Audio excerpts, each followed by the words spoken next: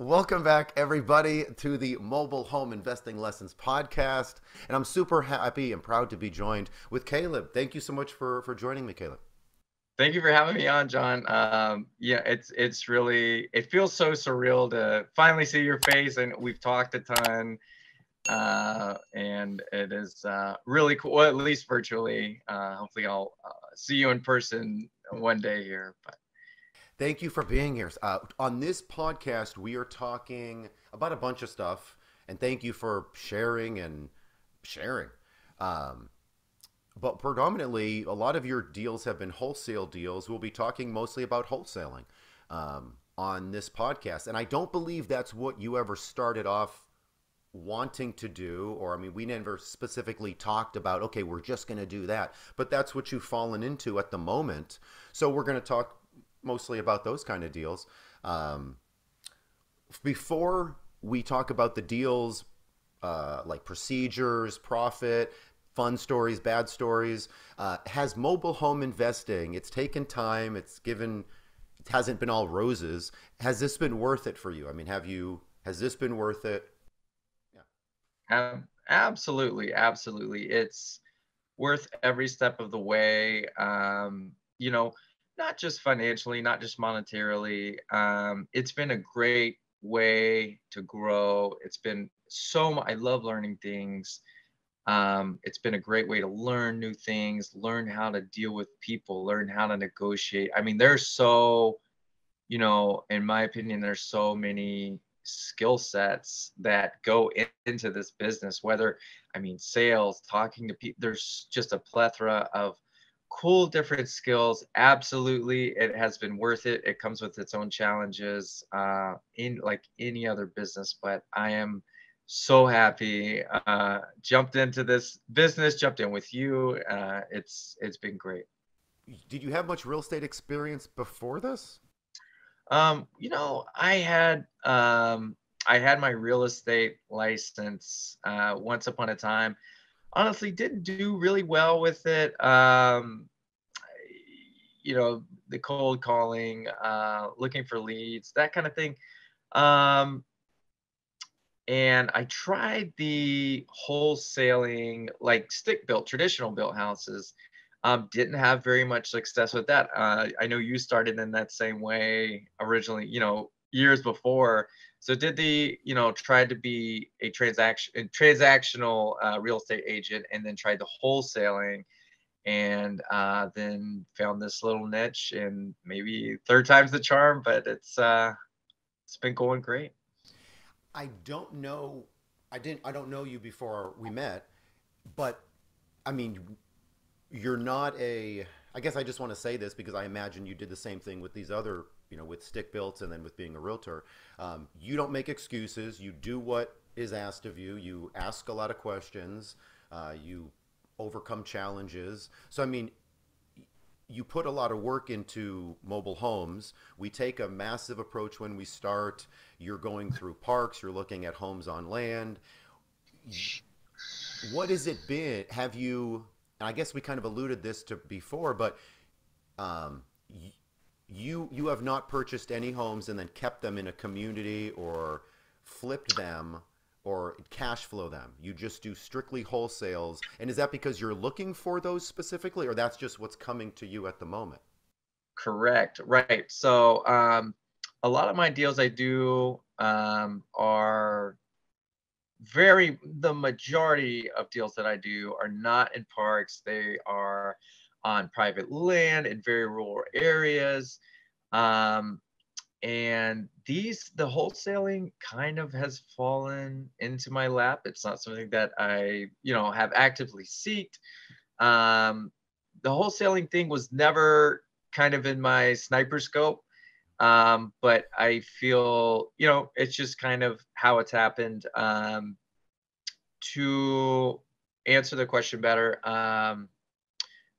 the long-term game is buy and holds. The long-term game is creating passive income through holding these properties, through selling them on notes. Um, right now, I'm kind of in a stage of just building capital, doing these cash flips.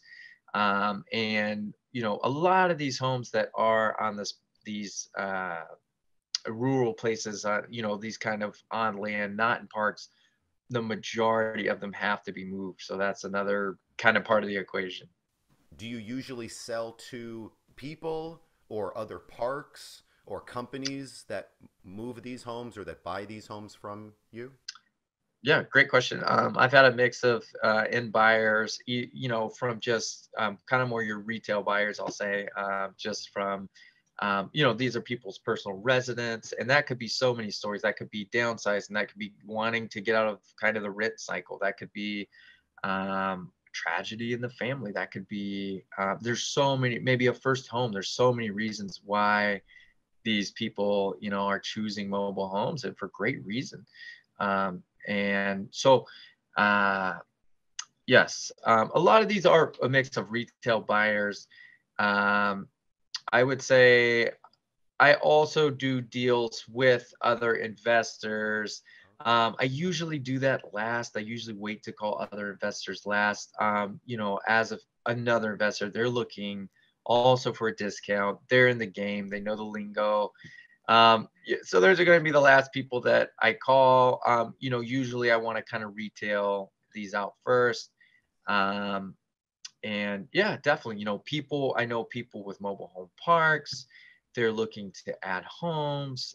Yeah, all kinds of, uh, yeah, different buyers.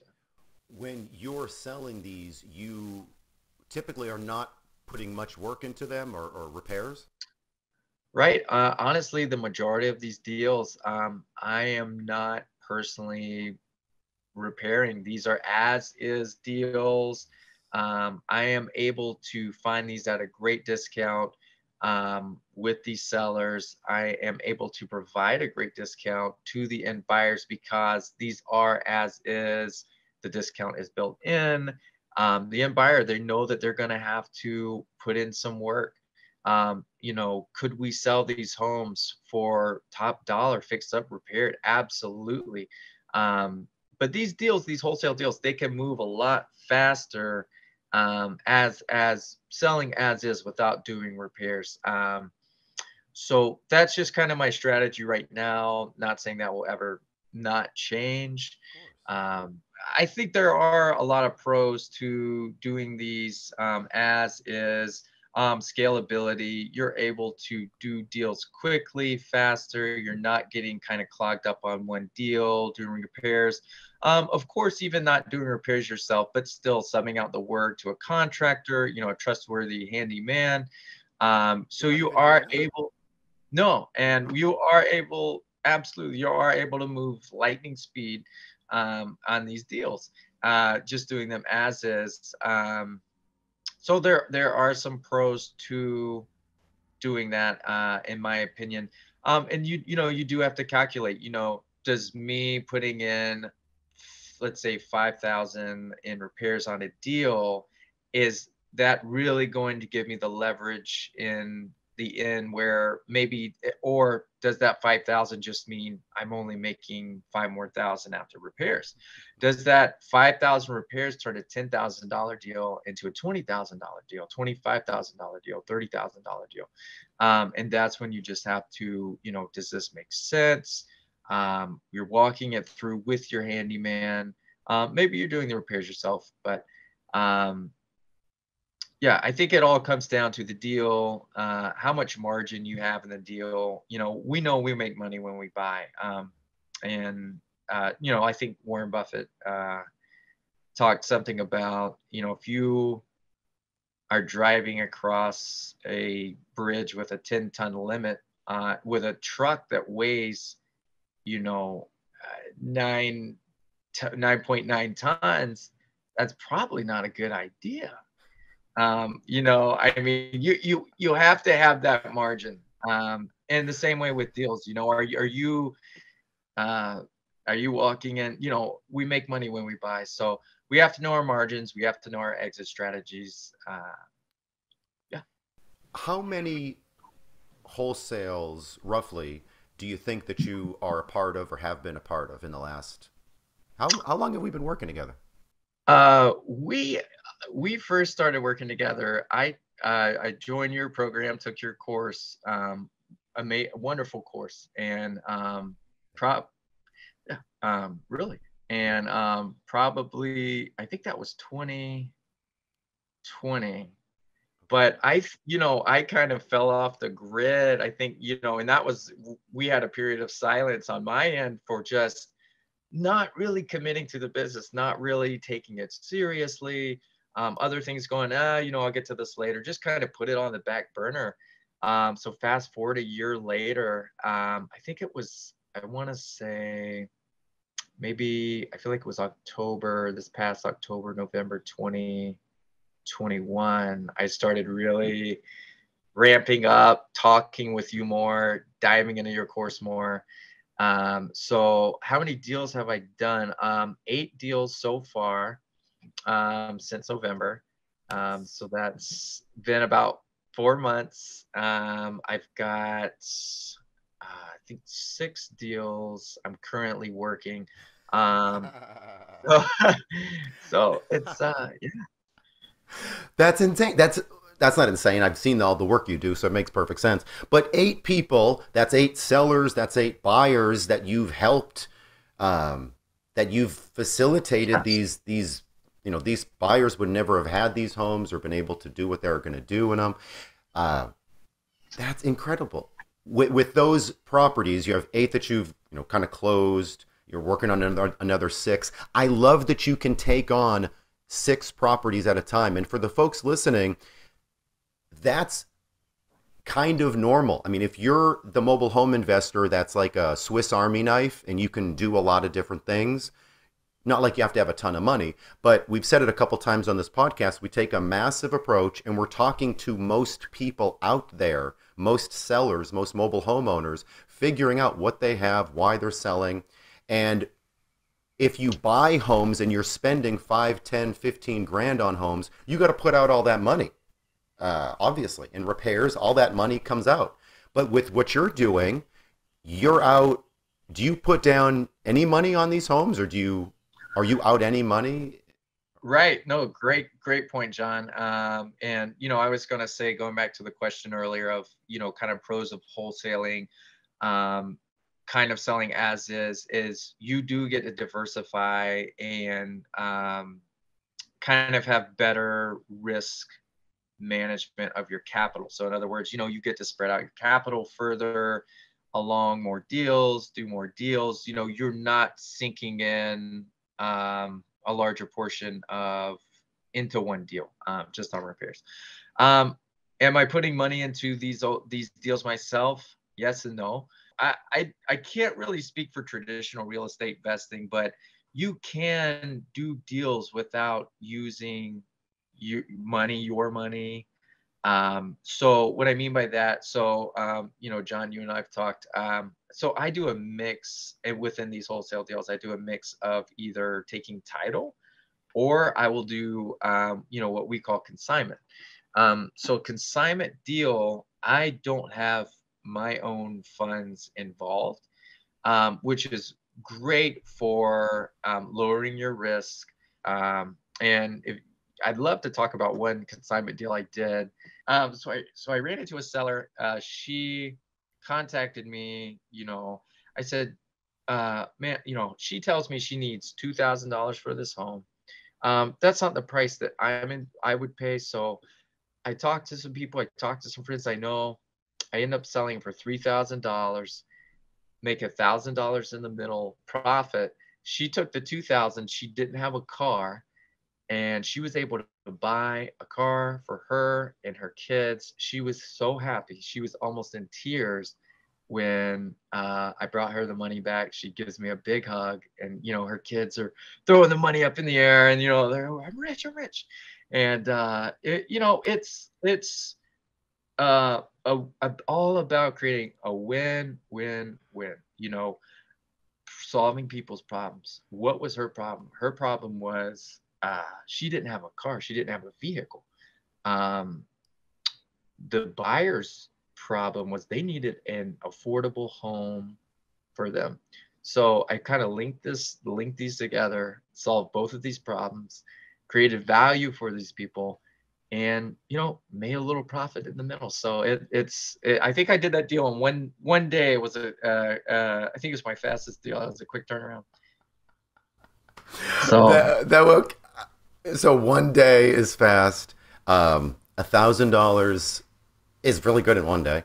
I'm so glad that you brought that up because I don't want folks thinking that you're duping people or we're trying to scam people or people are angry with us or we have to like manipulate them or lie to them to say, hey, I'm going to right, buy your place and then really don't buy it and sell it over here. And like we got to kind of like hide what we're doing. And that's like that sucks like to have a business where you're looking over your shoulder or you're afraid of, oh, who's going to call me, is it going to be the seller, do they know how much I'm making?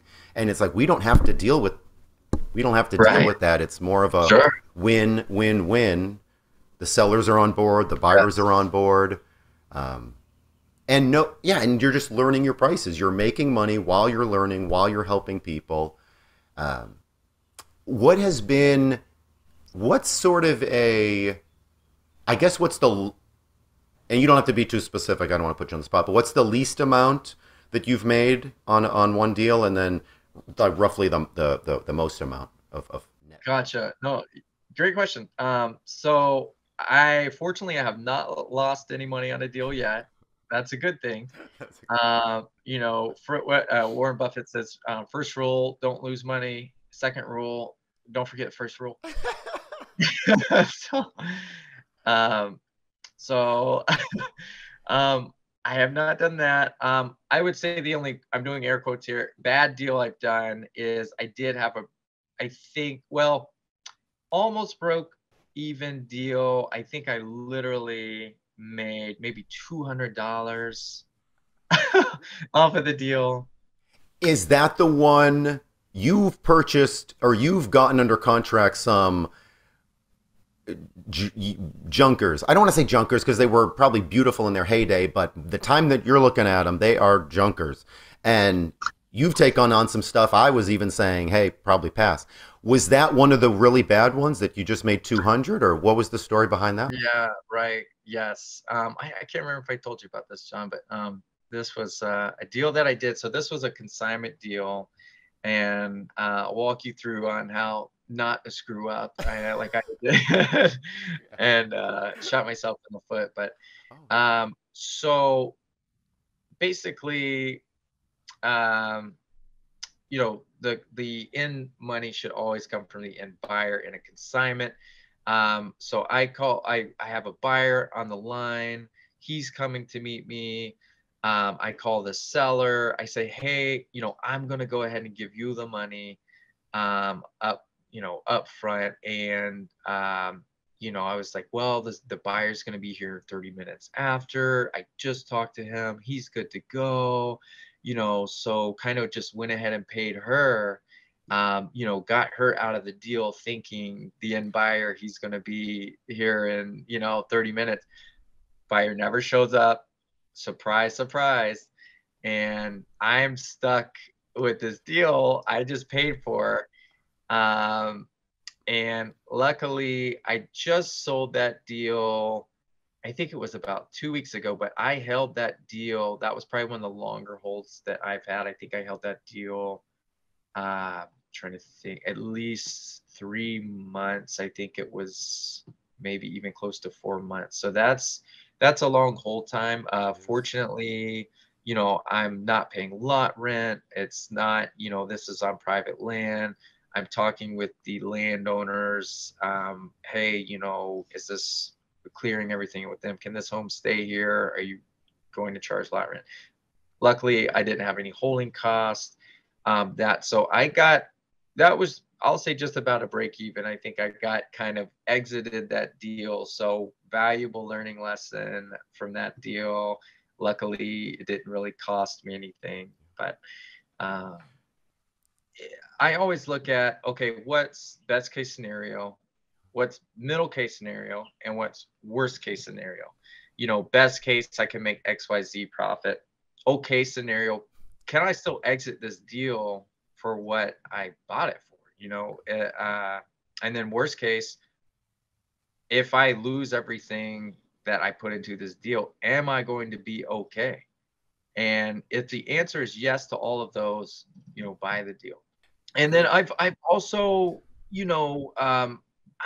maybe it sounds cheesy, but I've really learned to just trust my instinct, trust my intuition. If I, not to sound like some, wacky thing or something, but if I feel intuitively in my kind of gut, is this a good deal? I'm walking the home, and then and also are the numbers checking out, but paired with that intuition, with that, and then pull the trigger on the deal. If I get some kind of check, I don't feel good about the deal, there's just something not agreeing with me, maybe even if the numbers make sense, I won't buy. It's like, just do trust your gut, do trust your instinct, do trust your intuition. That's a really great tip. And if you're having doubts, have somebody that you can ask a second or third opinion to. But Sure, absolutely. you are so right about that gut instinct. Or there, what's that book called? Blink or Blink, yeah, Blink? yeah, Blink. What's a Sure. bigger deal? And then quickly, just sort of, I guess, averaged out. But that's Sure, average. So, I do track my numbers. I like to keep things simple. I keep a simple Google spreadsheet, Google document. What was my acquisition cost? When did I buy it? When did I sell it? What was the holding cost? If I did repairs, which generally not doing, but what was that? Keep every item, just meticulously keeping track. Watch your numbers, and though that will help you so much. Imagine that is your compass for your business. You have to have a pulse in your business. There's no question, you have to track it, you have to have numbers, you have to know where you're at. Otherwise you're like a ship without a sail at sea. I mean, you're just, so I urge all, not just mobile home investors, but any investors, if you're not already, track your numbers. So the biggest deal, so I would say this deal is pending. We have not quite closed on it. I'm still waiting on a few things kind of to wrap up. Was I acquired the home I was into the home 2000. There was 1,500 in back tax, well, roughly right at 1,500 in back taxes I had to pay. First, I made a deal with the seller. I said, guys, this home is behind 1,500 in taxes. Don't know if you knew. I don't know if I can offer much more than that, other than just pay it, getting the taxes off. And so they said, well, could you give us 500 besides that? And I said, okay. So we're to it about 2,000. We have a pending offer. I think I listed for 19.5. We have a pending offer on the table for 17.5. So yeah, that's about 15.5 roughly in profit, 15,000. So it's a good little grand slam. I mean, not like a super grand slam, but it's a pretty decent deal. It's in great shape. It makes sense, and yeah. why is the seller going with you? Why are you needed? Why can't the seller do this themselves, or why are you needed? Great question. Great question, John. Um, the seller would come to us for a multitude of reasons. Maybe they just need some quick cash. In this one seller's case, she needed a car. That's all she needed. Maybe they don't have any other options. Maybe they don't feel like going through the headache of uh, advertising, showing the home, talking to people, taking dozens and dozens of calls a day, text, emails, and just dealing with all that. Maybe they just, here's what I want.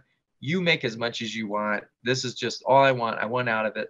Um, and so there's a lot of reasons why sellers would come to us. They don't, and I'll say too, John, we want sellers to get as much as they want. We want them to make as much as we want. I'll flat out say, I can't give you what you want as much as you want. You should either take this route or try this, and I want you to get what you want.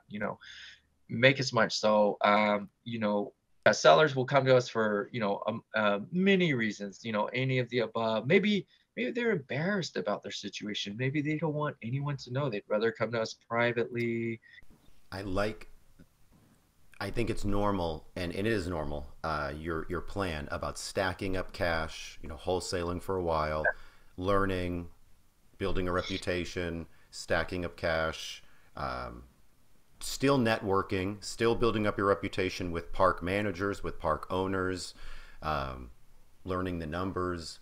So I mean, there's just still so much for you to do, or the land, the parks. I mean, just you're doing so great. You're juggling like a bunch. You're in your store right now for a completely separate business that you own. I Yeah. mean, like you're just doing so many things, and you have family obligations, and you're making the mobile homes work. How many hours, roughly, do you think you're putting in a week? Most of the hours add up, with seller appointments. We're driving these homes, sometimes they're an hour out, even 2 hours out, some of these deals, and then you're driving back. You're looking at the home, you're doing walkthroughs, you're doing inspections, and maybe you're going back out for a second look or to meet with the seller to close on the deal. A lot of it's drive time. You're driving for dollars, as they say. I would say roughly, I would say on average, maybe I'd say about 20 hours a week if I had to put a number to it, between all those things. So 20, 25. Okay. Yeah. It takes time. And if that's pretty incredible that you're as busy as you are with the kind of a part-time job. Yeah, so I also own a mattress store, and my mattress store is by appointment. So that does give me flexibility to be able to, juggle that, and then juggle this, and then juggle family. And you're absolutely right, John. I mean, you're talking. I think you asked earlier, having six deals at once, is that hard to juggle? Is that tough? The answer is it can be. It can, once you're starting getting more deals, I'm just one person. I can only kind of multiply myself so many times that it does get tough sometimes to juggle all these deals at once. You're not only worried about selling, you have to think about finding new deals, sourcing new deals, working on deals that you have. So it is a juggling act, absolutely. Ideally, the deal should get, I don't want to say more profitable, but more profitable because, this first year of doing so many wholesales, you're really tuning in your price and knowing like that $200 deal. I mean, I don't think that you would take on a home like that or in that same area or that exhibited the same qualities. You would pay a lot less or pay nothing or not even do it. So some of the deals you're doing now, maybe you won't do in the future, but you're right. You can only do so much at one time if it's just you and, you don't have employees or anybody working for you. So good point. Really good point. Yeah. And I mean, just the courage to do all this. Like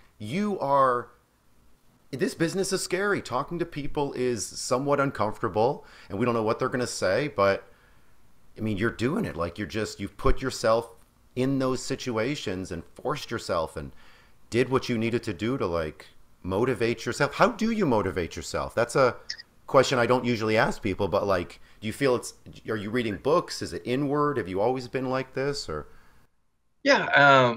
I've got actually, and you sent me a sign one time. It said, and I'm looking at it now. It's in my store and it says, "I will do today what others won't, so I can live tomorrow like others can't." And that helps, kind of spur me on. Honestly, what motivates me is just the joy of it, the enjoyment. Of the business. I could say I really like it. I really am enjoying it. I love putting deals together. I love talking to people. I love negotiating. I love, just learning all these factors. So for me, it's kind of just the joy of it. Yeah. I hear that whenever we talk. I mean, even the things that you're learning about or the things that, when you tell me and I'm, it's not like always the best news. You're still, you're you're always upbeat about it. Or I can't remember a time when you were extremely negative about it. You always saw the silver lining in things. Well, Yeah.